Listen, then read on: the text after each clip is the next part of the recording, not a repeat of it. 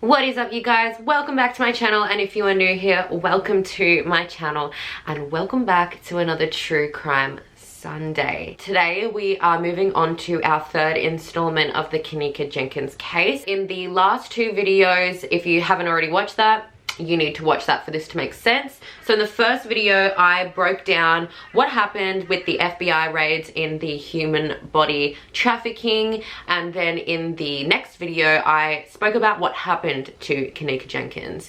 In this video, I'm going to be talking about what happened after they found her body. In addition to that, I'm going to be talking about all of the different pieces of evidence, and then in next week's video we're going to be going through some of the popular theories and also some of the lesser known theories, and maybe proposing a new theory as well as debunking a lot of theories that are out there on the internet.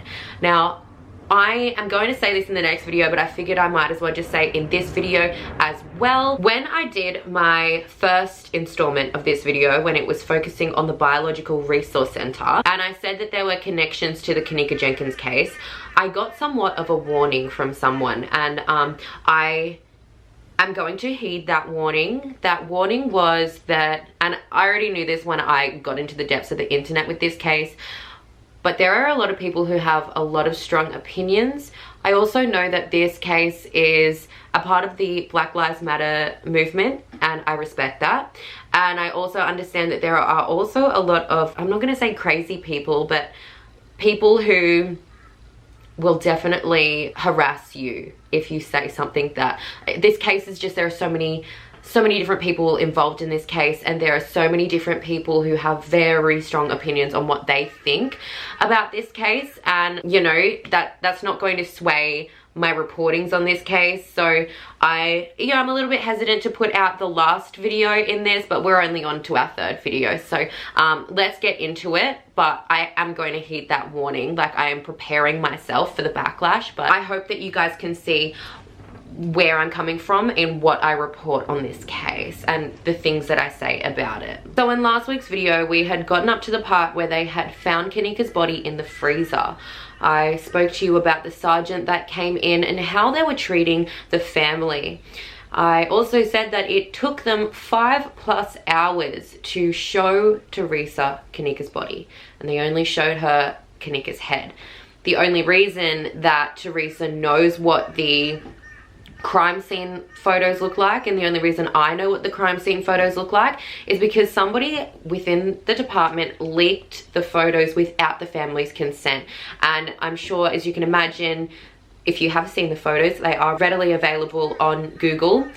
They are quite distressing, and I can imagine why this has upset the family. So at the time, Teresa realized that the freezer, as we know, is a double freezer. And Teresa actually works in cafeterias, and so she knows what industrial freezers are like. And she had a lot of questions about, you know, the release valve, because we know there's a circular release valve. We know that there's no locks on the doors, and it would have been pretty easy for Kenneka to get out of the freezer. And so this caused a lot of confusion, and Teresa and her family just did not want to accept this simple explanation that the department gave them, which was that Kenneka just walked into the freezer, got stuck, and just couldn't get out. If my loved one got locked into a freezer and died, and there was no locks on the doors, there were release valves, it was easy for them to get out, I would have a tough time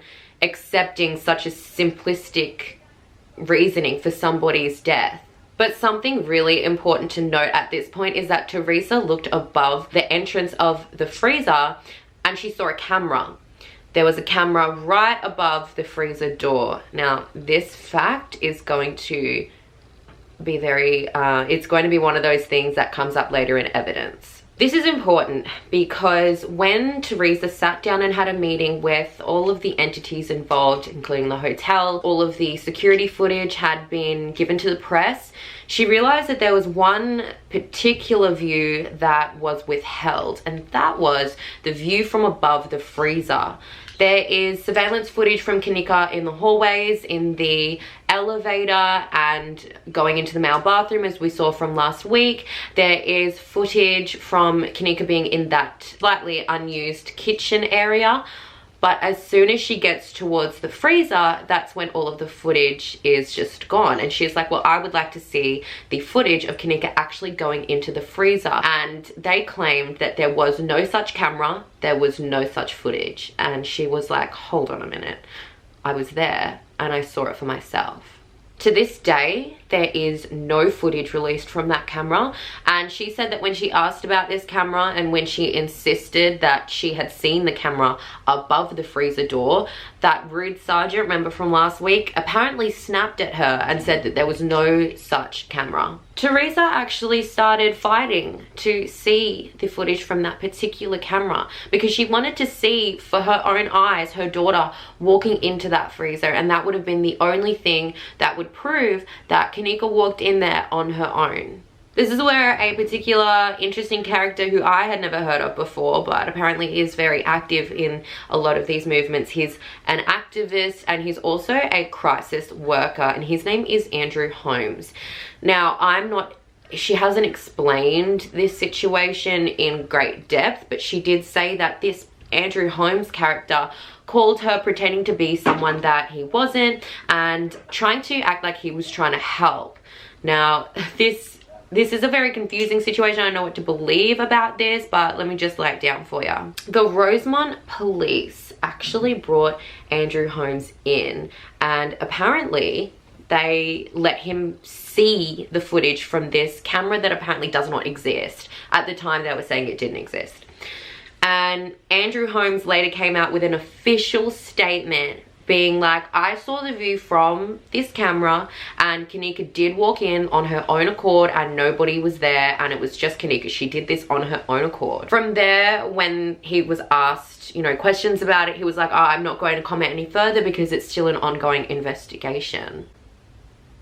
And in situations like this, I want to be the person who's like, did he really? Like, did you really see the footage? Like, are you just trying to get, you know, catch some clout? But no, the Rosemont police actually did confirm that they let him see the footage, which I think is interesting because we have Teresa over here being like, I want to see this footage, but they will not let her see the footage. And they actually said, you can come and see the footage, but you have to come alone.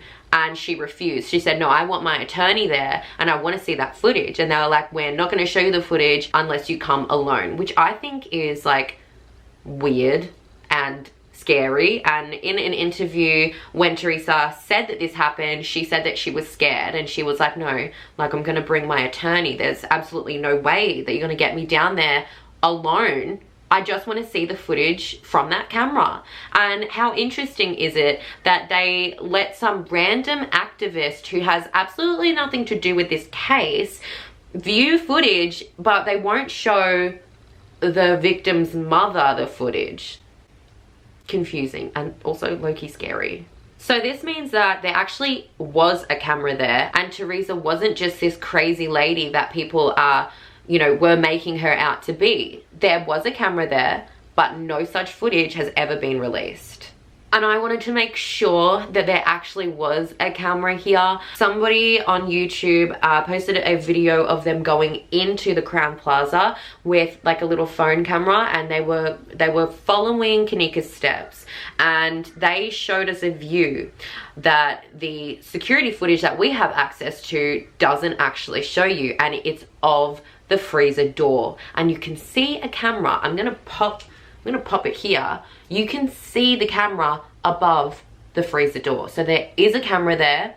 The fact that the police lied about it in the first place and then later came out and said, well, there is a camera there, but we showed this activist guy who's now doing a press conference for us saying that there is footage of Kenneka going in there of her own accord, but we just won't show the mum. You know, that's a bit weird to me. I would love to see that footage. Another YouTuber did actually say that they know these kinds of freezers because they're a particular type of industrial freezer, and they said that it's for inventory reasons that these freezers come with a camera on top. And so he said that it would be weird for there not to be a camera on there. I just think it's very interesting that it had to be this huge lie in the first place. When Teresa did she just said, I'm not coming down unless I can bring my attorney.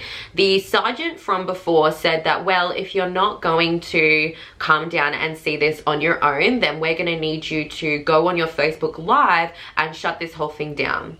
And it's important to note that at this point in time, Teresa had been using her Facebook Live to communicate, because this whole thing went viral, as I'm sure you can understand, and I'm sure that you already know, because by now everyone in the true crime community knows about this case. But at the time, because it went viral, she was using her Facebook Live to keep in contact with everyone, and also just to air her thoughts on what was happening, because the whole thing was kind of shady. That officer specifically said that the hotel was losing money and that it was up to Teresa to go on her Facebook Live and basically say that everything was dandy, peachy keen. And she said that she actually considered it because, as I'm sure you can imagine, like, she had just come, you know, out of surgery from breast cancer. Her daughter has just died. She's going through a lot. I'm sure that there are a lot of people bombarding her on Facebook at this point. And she said that she actually considered just, you know, but then she said it's shady and she wants to know what happened to her daughter. And so she denied, and as she should have, because it's actually not up to her. It's not her responsibility to keep the Crowne Plaza afloat. I know that people do react quite heavily and quite emotionally to situations like this, and sometimes if it's your business, it's going to take a hit.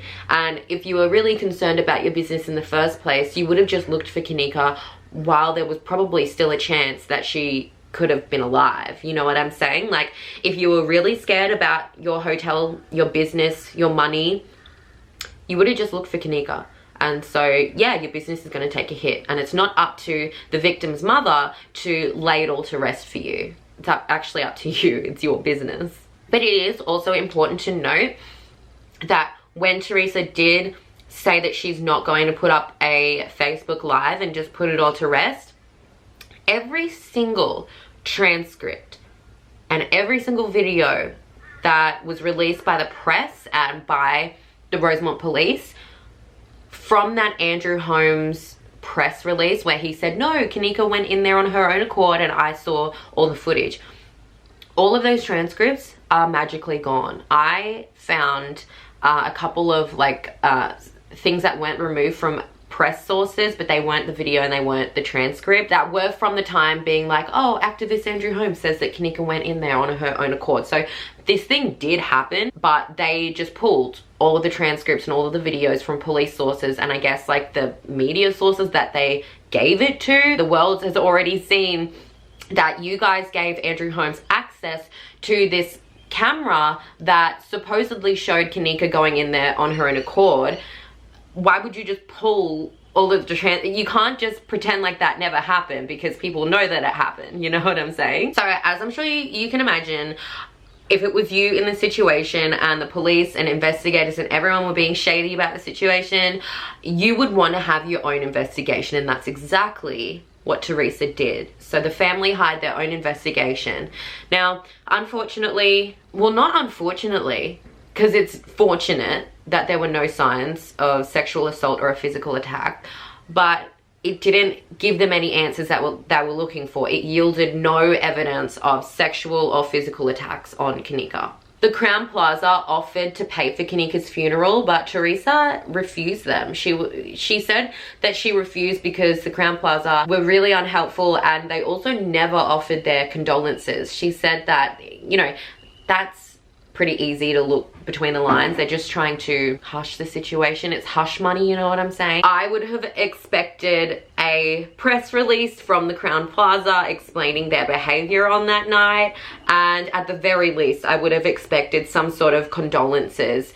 If you don't offer your condolences, don't throw money at the family. You know, it's just dehumanizing, and it shows that you don't really care about what happened in your hotel. And Teresa says that there has never ever been any sort of donation page. She's never asked anyone for any money.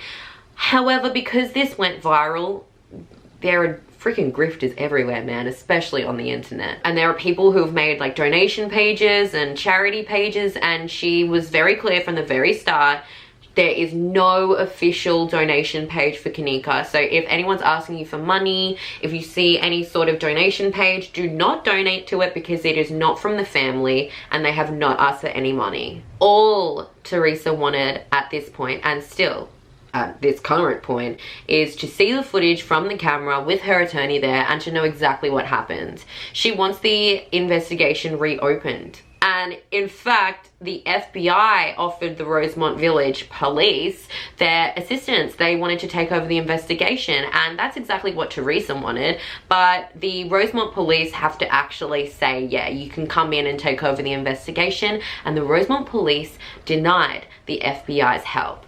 That is important to note because remember, the FBI is investigating. Actually, I'm not gonna, I'm just leaving you guys breadcrumbs for the theories, okay? Breadcrumbs for the theories. That's in the next video. We're just talking about what happened after. And in the last part of this video, we'll talk about evidence. But they denied the FBI's help. Keep that in your mind. So there has been so many protests at the Crowne Plaza for the Rosemont police to reopen the investigation. And even though there have been people who have vandalized the Crowne Plaza, who have, as we've seen in YouTube videos, snuck into the Crowne Plaza and filmed Kenneka's trail, and there have been, you know, that they have lost a lot of money and there has been a lot of vandalism. From Teresa's standpoint, and I've seen so many of her, like, you know, posts and videos begging people to keep the protests peaceful, and all of the official protests have actually been really beautiful. So let's talk about some of the evidence, well, all of the evidence in the Kenneka Jenkins case. So this part of the video is gonna be talking about some gruesome things. Again, as I've said in every video, I will not put the pictures up on my video. You have access to them on Google. Be warned, it is gruesome. Well, it's not gruesome, it's just chilling, like any dead body would be. So there are 3 sets of photos that I'm going to be talking about in evidence. The first set of photos are the crime scene photos. The second set of photos are the pre-funeral photos. And the third set of photos is the actual funeral photos.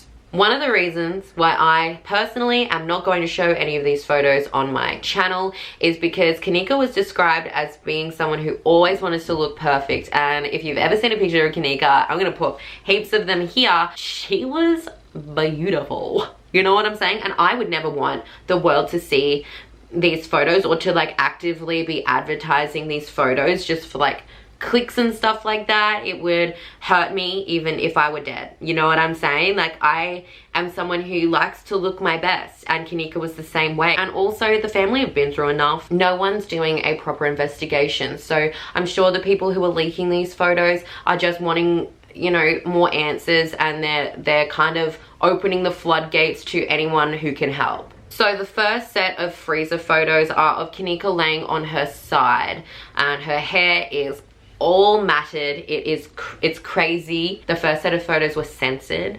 I haven't seen the ones that aren't censored, and I hope that they're not actually out there because that's really disrespectful.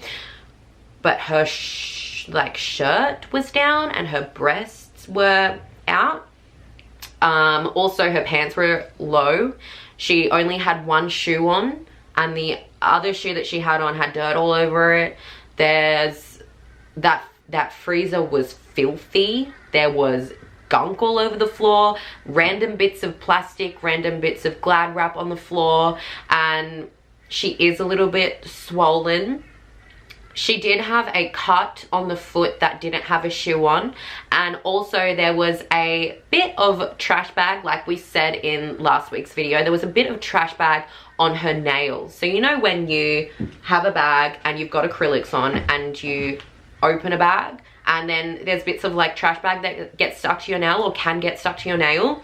That is what it looks like. It looks like she tried to open a trash bag and there's a bit of like garbage bag on her finger, on her acrylics. There is also a corner of a cardboard box near her.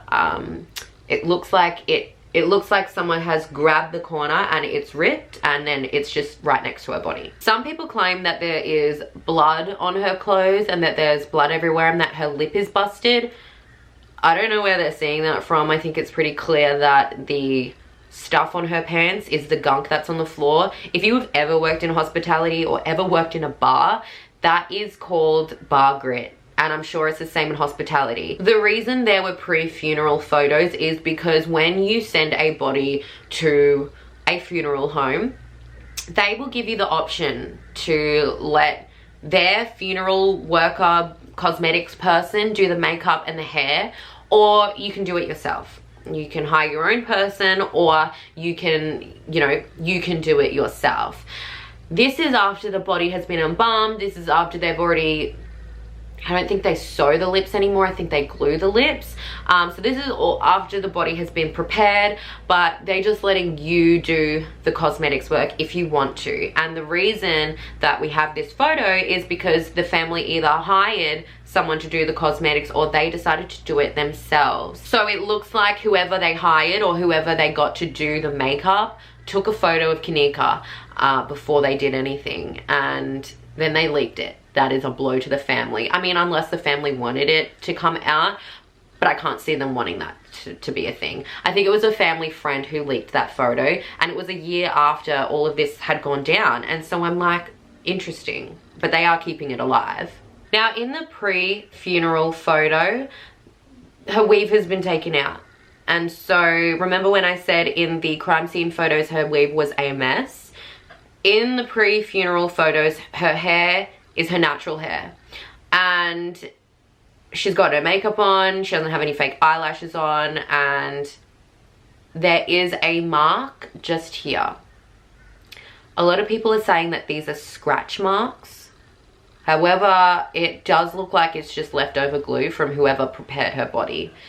They don't look like scratch marks to me. If they were scratch marks, I need you guys to remember that because there's been so many questions, and because this case has gone viral, and because there have been so many tests done on Kenneka from both the family side, from the investigation side, like the official investigation, her body has been passed around for testing. And sometimes you have to do things to test, like keeping the mouth open. Autopsies will do damage to the body, and just random testing will do damage.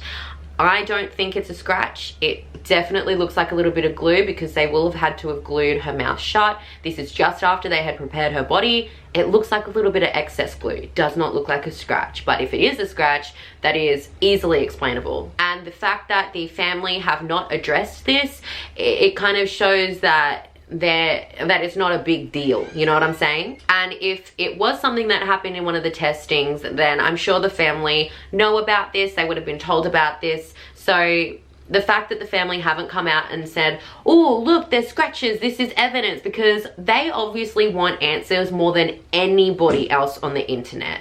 And they also don't owe anybody an explanation on what that little mark is there, and it's the tiniest little mark. It literally just looks like glue. The next issue that people have with these sets of photos is that her weave was taken out. People are like sounding off about this. They're like, why does it look like that? Like, why is her weave out? And it's like, bro, if you saw the crime scene photos, you will have seen that her weave is a mess. A lot of people are like, they cut her hair off, and it's like, no, she was wearing a weave. I personally have read through the autopsy document because it is available, and I will link it down below. It does say in the official autopsy that she was wearing a weave. They did not cut her hair.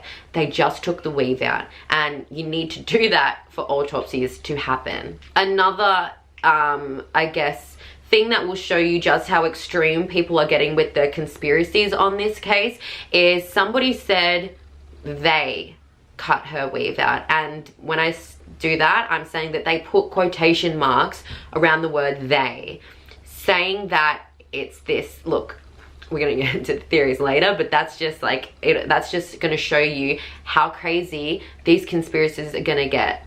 They cut her hair. Like, no, they just took her weave out, and they needed to do that for testing. And by they, it's as simple as like funeral people and autopsy people. Additionally, even if the autopsy people or the funeral people didn't take her weave out, I'm sure that the family took the weave out because they wanted to put a fresh weave in.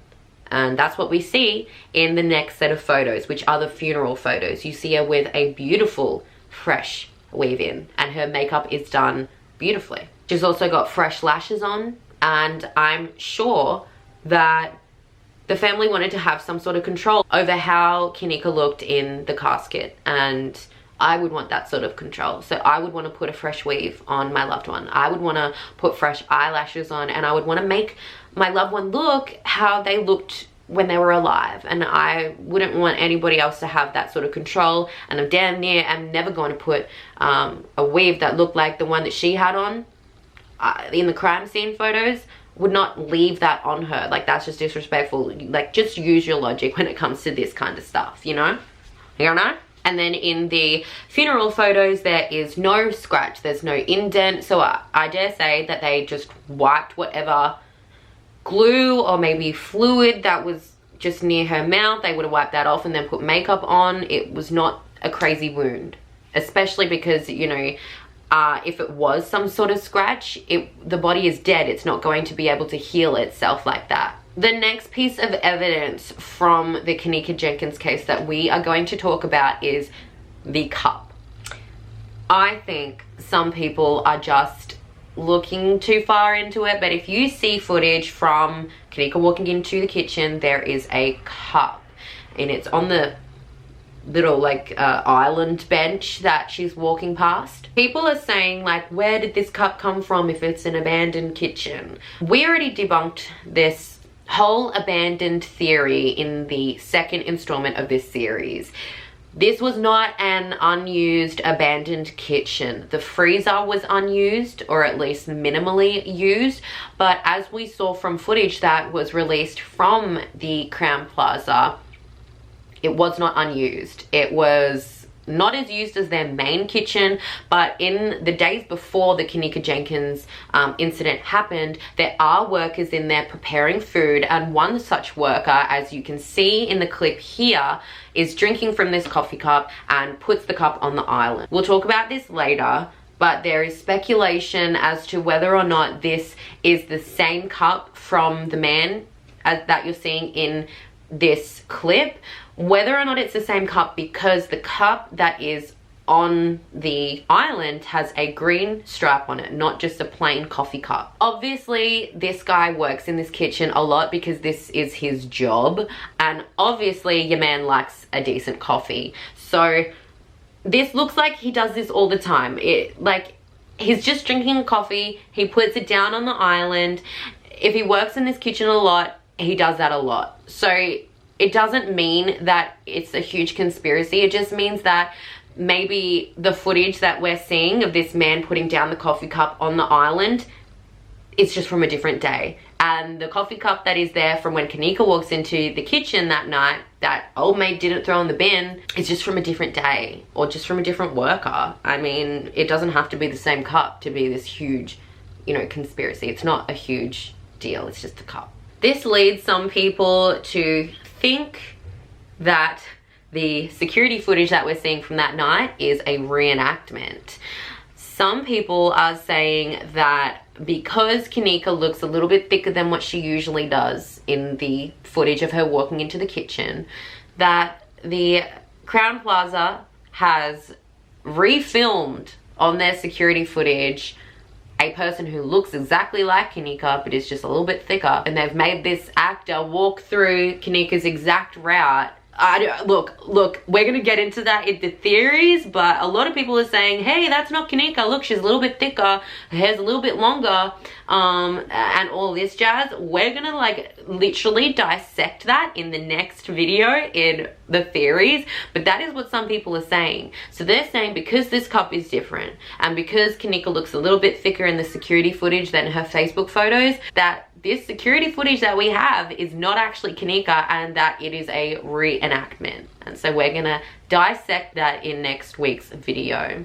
But I will say, before we end this video, before anybody asks me about having attitude about this particular theory, Teresa, her mother, has confirmed that the person on the video is Kenneka. So I know there's another theory that might take away the validity of that, but just wait till next week because we gonna get juicy. So that is what happened after they found Kenneka's body.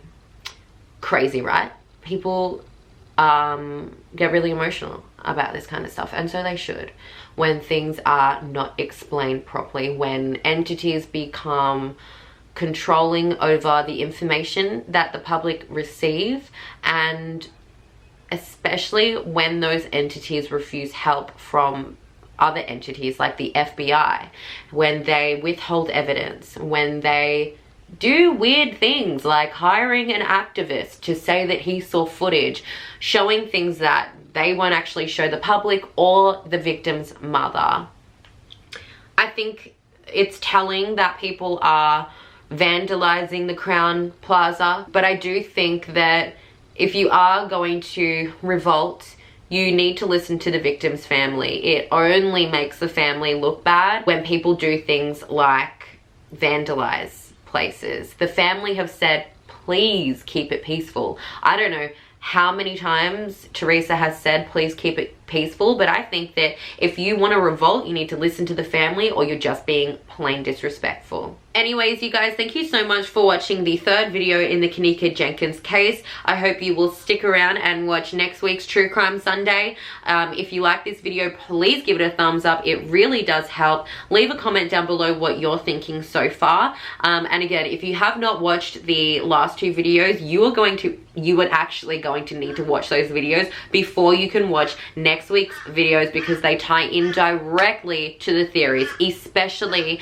the video on the FBI race in human body trafficking.